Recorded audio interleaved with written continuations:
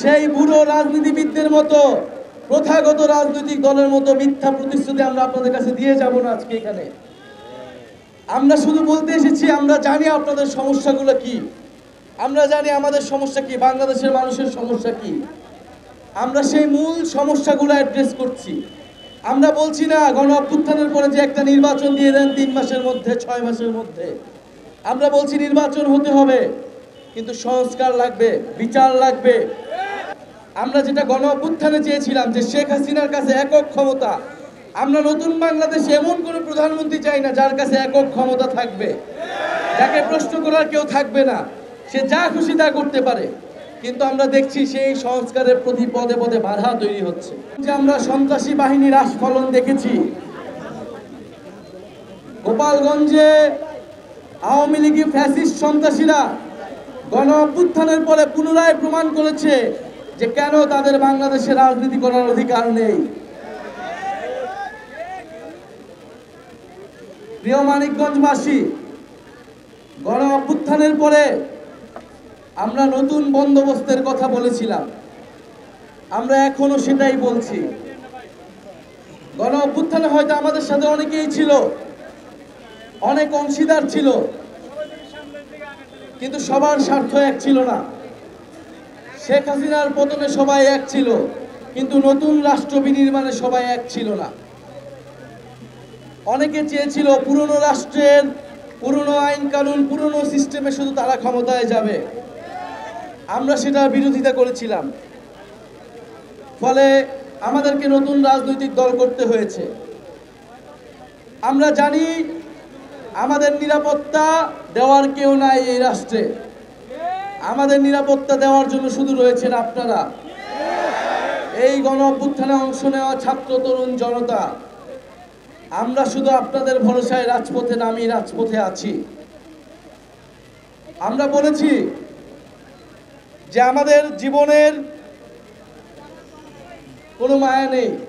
গণ অভ্যুত্থানের মধ্য দিয়ে যখন আমরা দেখেছি আমাদের সামনে শহীদ হয়েছে আমাদের ভাইয়েরা, আমার বন্ধু গুলি খেয়েছে, আমার ভাইয়েরা, আমার বোনেরা নির্যাতিত হয়েছে, শহীদ হয়েছে, যখন সেই শহীদ পরিবারের সামনে দাঁড়াই, যখন সেই শহীদের বাবা মায়ের সামনে দাঁড়াই, তখন মনে হয় যে এই জীবন দেশের জন্য উৎসর্গ করার জন্য আমরা বেঁচে রয়েছি।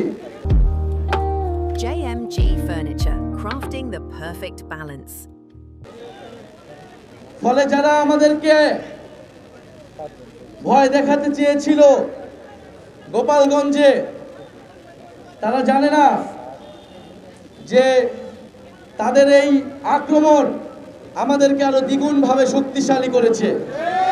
এর প্রমাণ আমরা ফরিদপুরে দিয়েছি, এর প্রমাণ আমরা রাজবাড়িতে দিয়েছি, এর প্রমাণ আমরা এই রাত 10টার সময় মানিকগঞ্জে দিচ্ছি।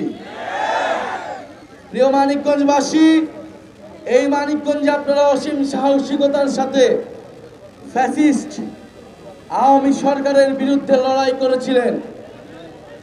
আমরা জানি 4 আগস্ট মানিকগঞ্জ আওয়ামী মুক্ত হয়ে গিয়েছিল। মুক্তিযুদ্ধের সময় 13ই ডিসেম্বর মানিকগঞ্জ পাকিস্তানি হানাদার মুক্ত হয়েছিল। মানিকগঞ্জ বাংলাদেশ থেকে এক ধাপ এগিয়ে থাকে, কিন্তু সেটা যেমন লড়াই প্রতিরোধের ক্ষেত্রে, উন্নয়নের ক্ষেত্রে আমরা সেটা দেখি না। উন্নয়নের ক্ষেত্রে যেন মানিকগঞ্জ 2 ধাপ পিছিয়ে থাকে। আমরা সেই বন্দোবস্তের পরিবর্তন ঘটাতে চাই। মানিকগঞ্জবাসী কি আমাদের সাথে আছে? মানিকগঞ্জবাসীর বেড়িবাঁধের দাবি রয়েছে, সেতুর দাবি রয়েছে, রাস্তাঘাট উন্নয়নের দাবি রয়েছে। আমরা বলছি না জাতীয় নাগরিক পার্টি 5 মাসের একটা রাজনৈতিক দল আপনার সব দাবি পূরণ করে দেবে। সেই বুড়ো রাজনীতিবিদদের মতো প্রথাগত রাজনৈতিক দলের মতো মিথ্যা প্রতিশ্রুতি আমরা আপনাদের কাছে দিয়ে যাব না আজকে এখানে। আমরা শুধু বলতে এসেছি, আমরা জানি আপনাদের সমস্যাগুলো কি, আমরা জানি আমাদের সমস্যা কি, বাংলাদেশের মানুষের সমস্যা কি। আমরা সেই মূল সমস্যাগুলো অ্যাড্রেস করছি। আমরা বলছি না গণ অভ্যুত্থানের পরে যে একটা নির্বাচন দিয়ে দেন 3 মাসের মধ্যে, 6 মাসের মধ্যে। আমরা বলছি নির্বাচন হতে হবে, কিন্তু সংস্কার লাগবে, বিচার লাগবে। এবং এই যে মানুষ, সেই মানুষের সত্যিকার যে জীবন, উন্নয়ন ঘটায়, ইনসাফ প্রতিষ্ঠা হয়, দুর্নীতিমুক্ত হয়, সেই রাষ্ট্র তৈরি করা লাগবে, সেই সিস্টেম তৈরি করা লাগবে। চাঁদাবাজ থেকে মানিকগঞ্জকে মুক্ত করতে হবে। প্রিয় মানিকগঞ্জবাসী, আমরা বলছিলাম আমাদের যে সংসদ রয়েছে সেটাকে 2 কক্ষ বিশিষ্ট করতে হবে, উচ্চ কক্ষ, নিম্ন কক্ষ, এবং উচ্চ কক্ষ পিআর সিস্টেম করতে হবে। ভোটের অনুপাতে উচ্চ কক্ষ তৈরি করতে হবে। কেন বলছিলাম? যাতে ক্ষমতার ভারসাম্য তৈরি হয়, ক্ষমতার বিকেন্দ্রীকরণ তৈরি হয়। আমাদের রাষ্ট্রে যে একজন ব্যক্তি থাকে, প্রধানমন্ত্রী, তার কাছেই সব ক্ষমতা, তাকে প্রশ্ন করার কেউ থাকে না। এই জন্য বলছি আমরা ভোটের অনুপাতে উচ্চ কক্ষ করেন, যাতে ক্ষমতার ভারসাম্য কিছুটা হইলেও তৈরি হয়। সেই ক্ষমতার ভারসাম্য আমরা যেটা গণ অভ্যুত্থানে চেয়েছিলাম, যে শেখ হাসিনার কাছে একক ক্ষমতা, আমরা নতুন বাংলাদেশে এমন কোনো প্রধানমন্ত্রী চাই না যার কাছে একক ক্ষমতা থাকবে, যাকে প্রশ্ন করার কেউ থাকবে না, সে যা খুশি তা করতে পারে। কিন্তু আমরা দেখছি সেই সংস্কারের প্রতি পদে পদে বাধা তৈরি হচ্ছে। সংস্কারের অনেক কিছু বিভিন্ন দল মেনে নিয়েছে, আমরা তখন তাদেরকে ধন্যবাদ জানাইছি, কৃতজ্ঞতা জানাই, এবং আমরা বলি এই সংস্কার কোনো দলের পক্ষেও না, কোনো দলের বিপক্ষেও না, এটা জনগণের পক্ষে, বাংলাদেশ রাষ্ট্রের পক্ষে।